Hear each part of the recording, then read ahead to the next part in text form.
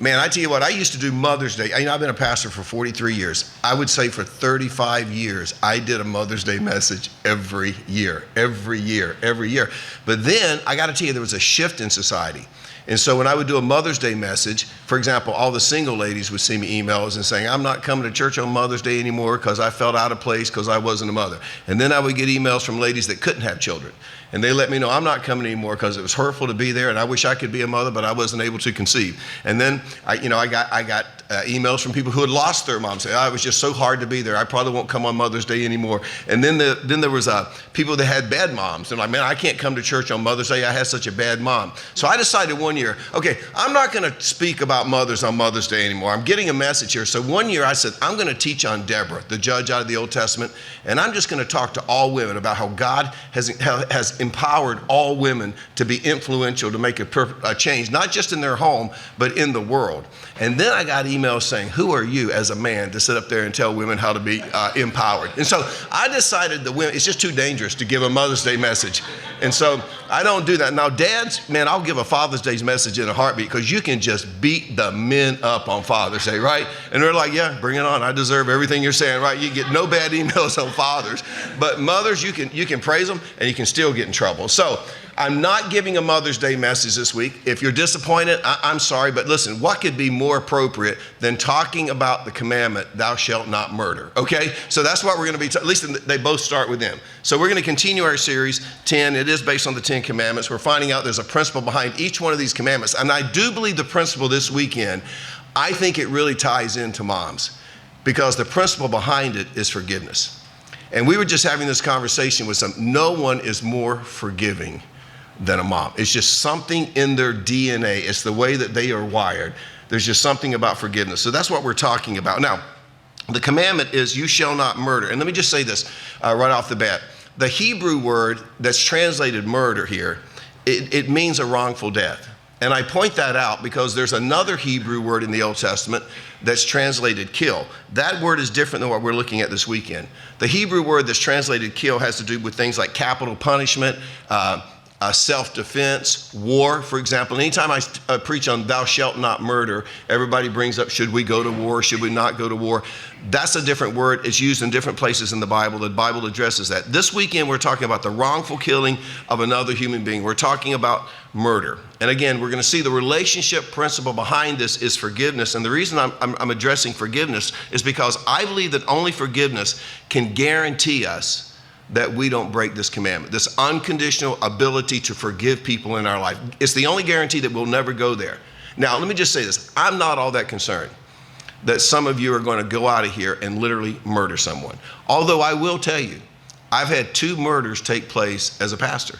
Both husbands taking the life of their wife.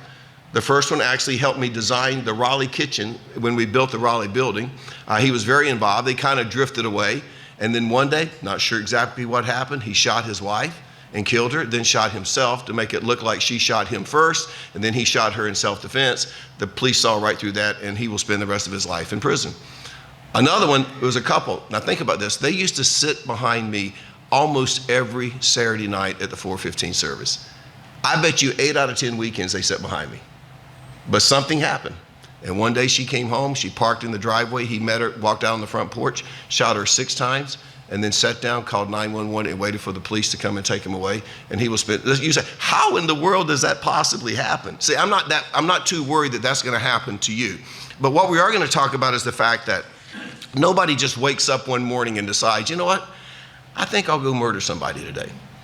No couple at the altar thinks, for better, for worse, unless I decide I want to kill him, okay? That just doesn't happen. So what is that progress? What is it the stages that we go through where we can go from loving somebody to the point we think the only option is to take their life? And so we're going to talk about it, and I want you to see that forgiveness, I think, is the only thing that can short circuit the progression of any of these stages. So what I'm going to do is I'm going to give you the stages that can take you from loving someone unconditionally to the point you think the only option is to take their life. And there's a little surprise in this for all of us. But let me give you the first stage. The first stage is unconditional love. And I start here because this is basically the directive that Jesus has given to every one of us. In fact, Jesus, in Matthew chapter 5, verse 43, he's speaking to a Jewish crowd predominantly, and he gives us his agenda for all of our relationships. He says this, "You have heard that it was said, love your neighbor and hate your enemy. But I tell you, love your enemies and pray for those who persecute you." So what's Jesus doing here? Jesus wasn't contradicting some teaching, excuse me, that these Jews had received from the Old Testament. There's nowhere in the Old Testament, and you can read it, where the Jews were instructed that they could hate their enemies. They had just decided over time that it was okay for them to hate their enemies. And so Jesus is trying to clear up the confusion, and he says basically this, I know that you've heard all of your life that it's okay to hate your enemies. I know that your ancestors thought it was okay to hate the Philistines. That was the dreaded Israelite enemy in the Old Testament. You've heard it said that it's okay to hate the Romans who are ruling over you right now. But Jesus says this, I'm bringing in a whole new standard, and the standard is this, I want you to love your enemies. And it's interesting, Jesus uses the Greek word here for love that in Christian circles we throw around a lot. He uses the word agape, which simply means seeking the highest good of another person. So what Jesus is teaching here is this is not an emotional thing. It's actually a decision that you can make. And the decision is this, I am going to seek your highest good, whether I feel like it or not. I'm going to seek your highest good, whether I like you or not. So Jesus wasn't saying, I want you to emotionally feel good about your enemies. He wasn't saying, I want you to have all these warm and fuzzy feelings about your enemy. He was basically saying this, I want you to treat your enemies the exact same way that you would treat your friends. In other words, I want you to treat the very people who make your life miserable, I want you to treat them this way. And then Jesus gives us the reasons why we're to love this way in verse 44. He says, I tell you, love your enemies and pray for those who persecute you, that, in other words, here's the reason, here's the purpose, that you may be children of your Father in heaven. It literally in the Greek says this, that you'll be children like your Father in heaven. In other words, he wants us to love our enemies this way, the people that we hate. And it's not so that we'll somehow benefit in this life. Like maybe if we love people, God will shine on us. He'll bless us in a certain way. It's not even so that our relationships will be patched up. It's so that we will be like our Father in heaven. And it's very simple. It's because that's the way that he loves us. But understand, that's the starting point for all of our relationships. It's where all marriages begin. Every marriage ends in this sense of eternal bliss. No one ever gets married and thinks one day it might end in divorce. Everybody thinks it's going to go on forever. But then something happens. And it doesn't just happen in our marriage relationships. This is something that can happen in all of our relationships. Here's the second stage. Unconditional love often leads to unmet expectations. By the way, this happened in Jesus' personal relationships. Maybe you've never seen this before. Let me show you something. Luke chapter 7, John the Baptist, you may remember, he's Jesus' cousin. He's in prison, and he's going to stay in prison until he's beheaded. And but think about this, John's single purpose in life was to prepare the way for Jesus. He was the forerunner. He was incredibly humble. I mean, John the Baptist is the one who said in John chapter 3, verse 30, he, Jesus, must increase, I must decrease. In fact, when it came time for John the Baptist to actually baptize Jesus, do you know what he said? He said, Jesus, I shouldn't be baptizing you. You ought to be baptizing me. So what was John saying? He was saying, listen, you're the one. You're the Messiah. You're the Savior that we've all been waiting for. I'm just here to pave the way. I'm not here to baptize you. You should baptize me because you're more important than I am. That's how humble he was. In fact, John is in prison now in Luke chapter 7 because he wouldn't stop going around telling everybody that Jesus was the one that they've been waiting for, that Jesus was the Messiah. Well, it's interesting. Luke chapter 7, John is in prison. Some of his disciples or some of his followers, he has his own followers, they come to visit him in jail. And they're like, John, you will not believe who's in town. And John says, who? And they said, Jesus, your cousin. And when John hears that his cousin is in town, he's naturally thinking, well, he's the one. He's the Messiah. He's their guy. If there's anybody that can get me out of prison, he's the guy. And so John says, he's in town? They're like, yeah, he's in town. And John's like, oh, I'm curious. How long has he been in town? And they're like, well, he's been here for 7 days. And John is like, did anybody mention to him that I was in jail? And they're like, yeah, we mentioned it to him. And John's response was, so you mean to tell me that Jesus has been in town for 7 days, cousin Jesus has been in town for 7 days, and he haven't even bothered to visit me? And notice what it says in Luke chapter 7, verse 19. He sent them to the Lord to ask, are you the one who is to come, or should we expect someone else? What's going on in this story? John's feelings are hurt because he has some unmet expectations. He's thinking, if anybody could get me out of here, Jesus could get me out of here. He could at least stop by and pray with me. He could at least stop by and visit, right? He could at least bring me a pizza, right? The food's awful in here. So he's hurt, he's offended, and we get this. So John sends his followers back to ask Jesus, are you really the one? What is John saying? He's saying, I'm having some doubts. I'm not sure you are who I thought you were. So John had an expectation that wasn't met.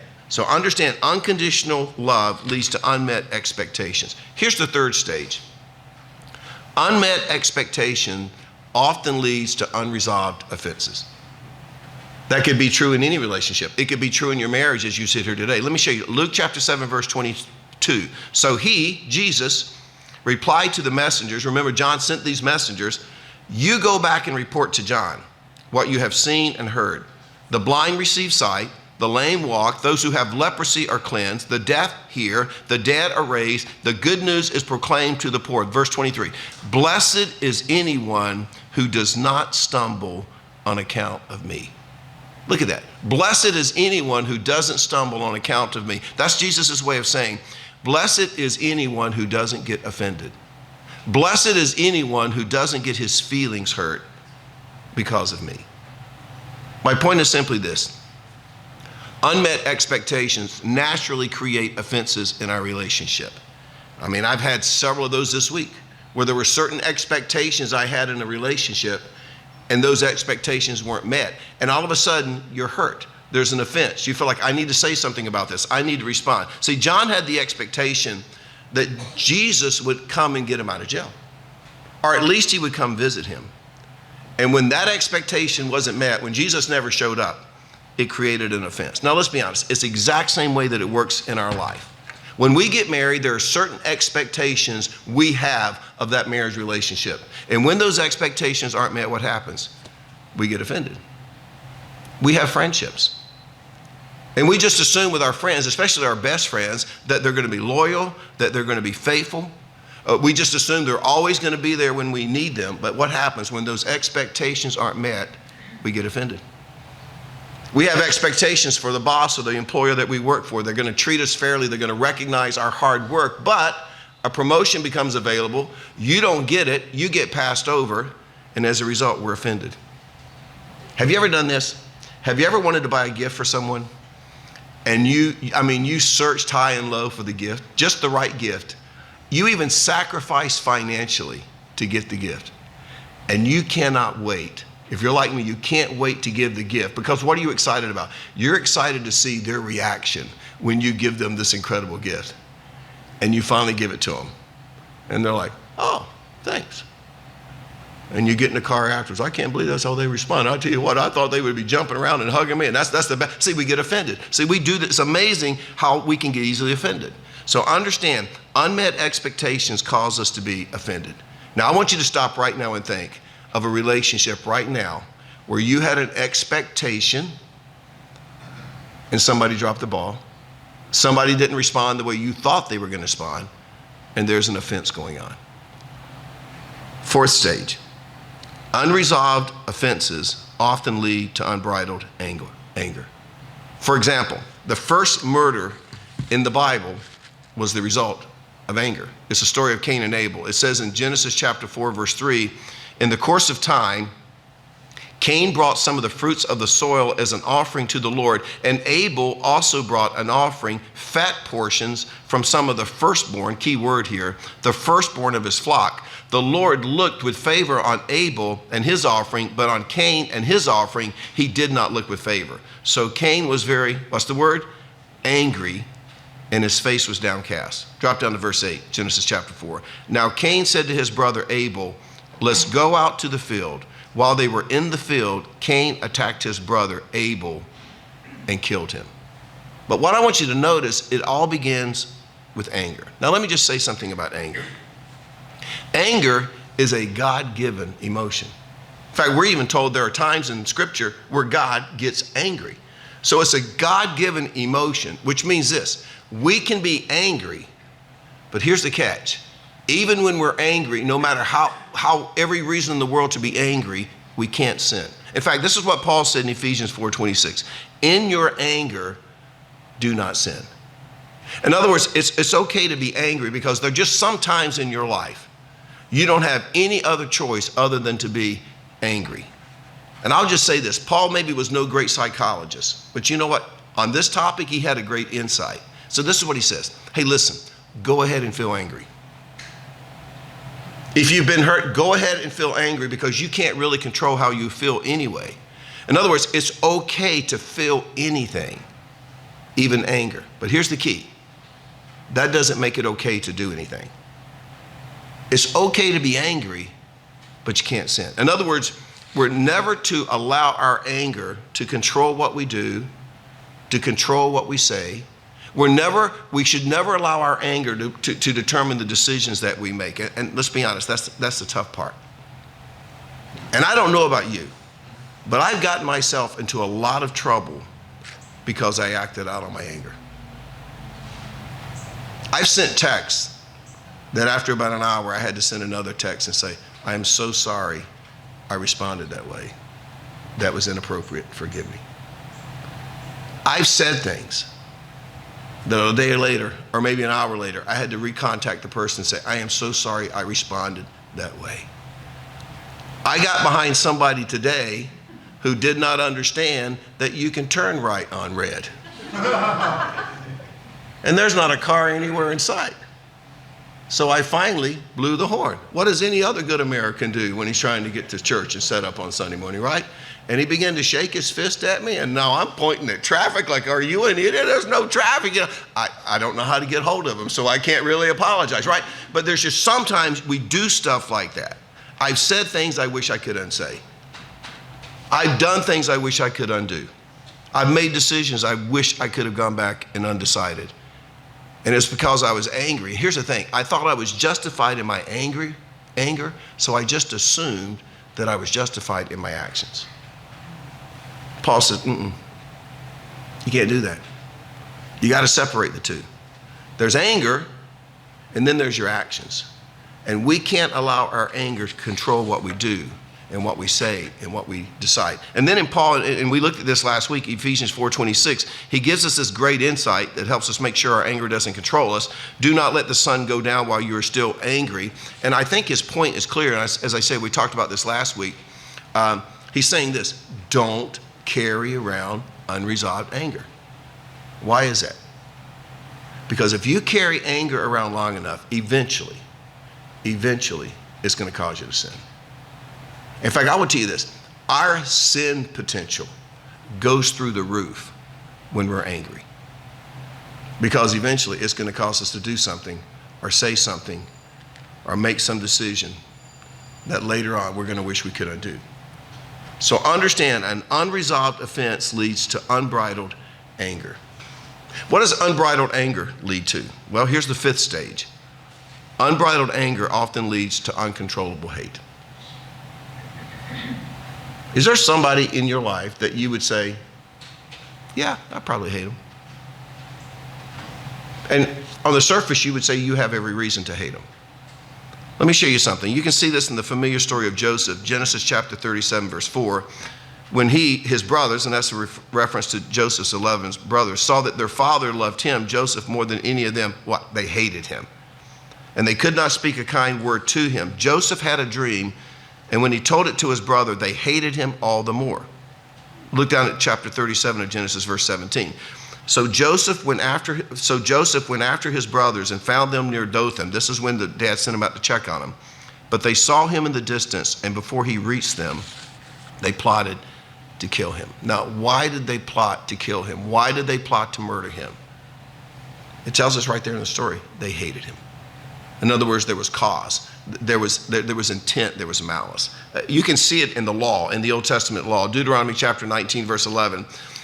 If out of hate someone lies in wait, assaults and kills a neighbor, and then flees to one of these cities, a city of refuge, the killer shall be sent for by the town elders, be brought back from the city, be handed over to the avenger of blood to die. So this is a case of capital punishment for murder. Joshua chapter 20, verse 5. If the avenger of blood comes in pursuit, the elders must not surrender the fugitive, because the fugitive killed their neighbor unintentionally and without malice or afterthought. My point is this. This is how in the Old Testament, under the law, they determined whether or not it was murder or not. It went back to intent, if somebody hated someone. So unbridled anger leads to uncontrollable hate. And then here's the sixth one. Uncontrollable hate leads to murder. And you'll notice I didn't say sometimes leads to murder.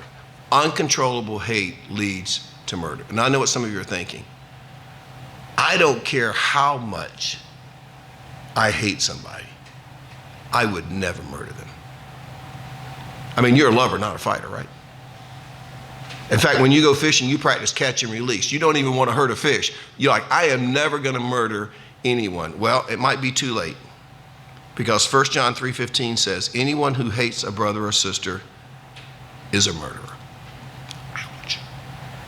By the way, have you ever noticed when reading through the New Testament that Jesus took a standard in the Old Testament and he raised the bar?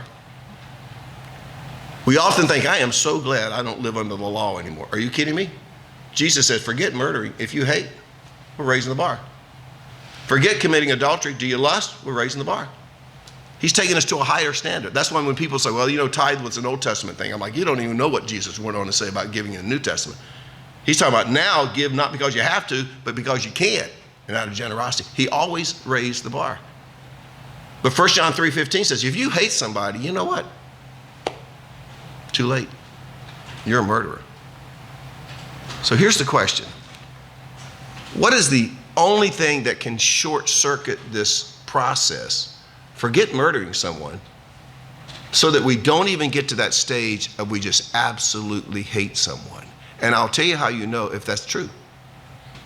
Because someone mentions them around you, you just shut down. You just shut down. It's unconditional forgiveness. And this is why I say that. Unconditional forgiveness is the only thing that can get us back to the place in a relationship where we can actually love someone unconditionally.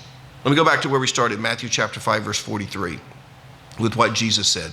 You have heard that it was said, love your neighbor and hate your enemy. I tell you, love your enemies and pray for those who persecute you. So let me ask you a question. Here's the question. How can you love someone, again, that you hate? It's simple. Unconditional forgiveness. At some point, you have to forgive them. I want to show you an interesting story. Maybe you've never noticed it before. And I remember growing up in Sunday school and hearing this story, but I didn't hear and the rest of the story. Those of you who have been around and have ever heard of Paul Harvey, right? Let me show you how hate leads to desire to murder, but then how that can lead back, forgiveness can lead back to unconditional love. So you went from loving someone to wanting to hate them, but now that hate can go back to unconditional love. It's in the story of Jacob and Esau. If you're familiar with the story of Jacob and Esau were brothers. Esau was the older brother, which means he had the birthright. The birthright basically meant this. As the older brother, Esau was in line to get twice of the inheritance of what Jacob would get. You actually see this in the story of the prodigal son. Remember when the prodigal son went to his father and said, I want my share of the inheritance? Think about this. The older brother in that situation would have got 2/3 of the father's estate, and the younger son would have only got 1/3 of the father's estate. So Esau realizes Jacob tricked me out of a lot of money. There's a lot of anxiety here. So when you get to Genesis 27, verse 41, it says, Esau, NIV, they cleaned this up a little bit. Esau held a grudge. The Hebrew word is hated. So Esau hated Jacob because of the blessing his father had given him. He said to himself, the day of mourning for my father are near. In other words, dad's going to be gone in a while. Then I will kill my brother Jacob. So he's just waiting for his dad Isaac to pass away so he can kill his brother. So he hated him, he's going to kill him. So what happens? Jacob's not an idiot, he runs for his life.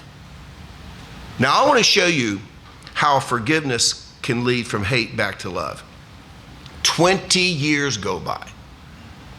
So Jacob has been on the run for 20 years from his brother Esau. Isaac, their father, finally dies.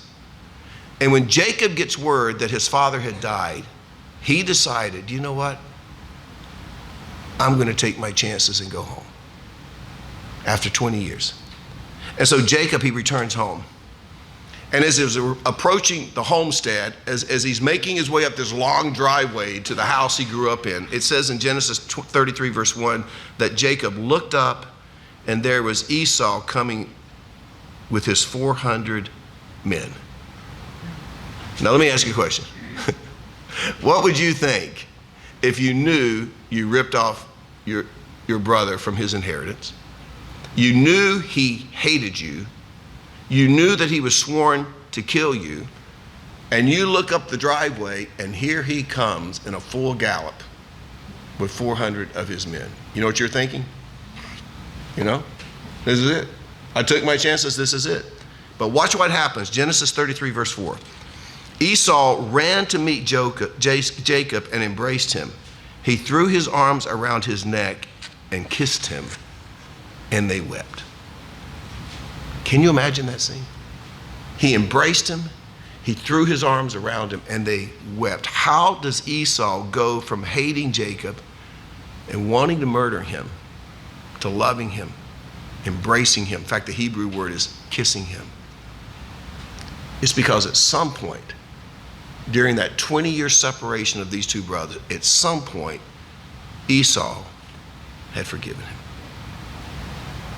You know what it's called? Grace. Grace. So how do you forgive? You forgive by giving grace. And how do you give grace? Well, to be able to give grace, you have to be able to receive grace. In fact, you can't give grace if you haven't received grace. Let me say it another way. If you have a problem giving forgiveness, you have a problem receiving forgiveness. Jesus put it this way in Matthew chapter 10, verse 8. Freely you have received, freely give. Well, Jesus was basically saying that, listen, if you don't freely receive, then you won't give freely. In the same way, if you feel like you have to earn forgiveness from God in your relationships, you're going to want to make people earn forgiveness from you. Like they got to earn it. They got to prove themselves. They got to make me feel like they're really repentant. They're really sorry for what they did to me. But see, I'm telling you, once you understand and receive grace, you will understand that you were forgiven freely when you didn't deserve to be forgiven. And guess what happened? You'll begin to forgive others who don't deserve to be forgiven. By the way, as we saw last week, the word forgive means to release. Literally means to send away. It's a beautiful word. So think of it this way. When God forgave you, he released you from the punishment of sin that you deserved. He released you from that. He canceled the debt. He sent it away. And in the same way, when you truly forgive someone, you release them. You send away the offense. And I know what you're thinking, because you got a situation in your mind right now, and I do right now too. But he was wrong. So you're getting to that point where you want to, but then you think, but he was wrong. She was wrong. Well, let me say this. Of course they were wrong. You don't forgive people who are right. You don't forgive people for doing good things to you. You don't forgive people for baking you cookies, right? You forgive people who have hurt you and offended you.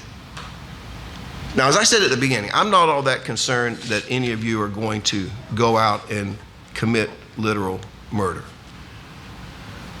But I am concerned that you could fall into the trap of not forgiving people in your life and carrying that anger for years and years and years and find yourself in bondage to hate without even realizing it. 1 John 3:15 says, you've already murdered. You've already murdered. And you may be feeling a little convicted right now. That's actually a good thing, because let me tell you what I've learned.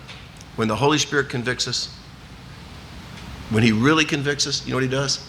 He also gives us the ability to forgive the people that have hurt us. That's what he does. And when you do it, it brings healing. So here's my question today, because most of us come in here carrying some kind of baggage.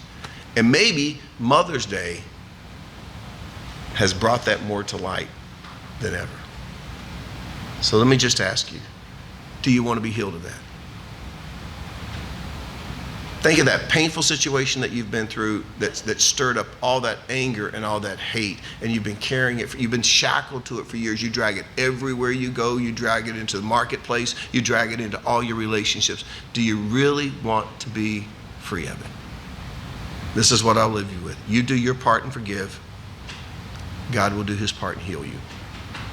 But until you forgive, you'll never be free, and you'll never be healed. Let me pray. Father, thank you. Thank you for this truth today. Most of us probably are never going to take someone else's life. But we may have done that, because how many times have we joked around, you're dead to me, you're dead to me, you're dead to me. And we may say it tongue in cheek, and maybe it is tongue in cheek. But Father, when we hate someone, if John 3:15 is accurate, what we're really saying is, you're dead to me. And what we've been reminded today, that unconditional forgiveness can actually breathe life back into a relationship that we thought was once dead. And in some cases, can lead us back to unconditional love. Not necessarily that we have warm, fuzzy feelings about the person that's hurt us. Maybe that's not going to happen. In fact, there may be that because of the situation, there can't even be a reconciliation or a restoration in the relationship. But Father, by forgiving and by returning to that place of unconditional love, we can at least get to the point where we make the decision, I may not be able to be involved in your life, but I can get to the point that I wish what is best for you, what's in your best interest, what God has for you. And Father, when we can get to that place, we'll be free. So teach us to love our enemies, to pray for those who hate us. And Father, we're going to see that you begin to go to work in our lives, and we're going to find healing in you. In your name we pray. Amen.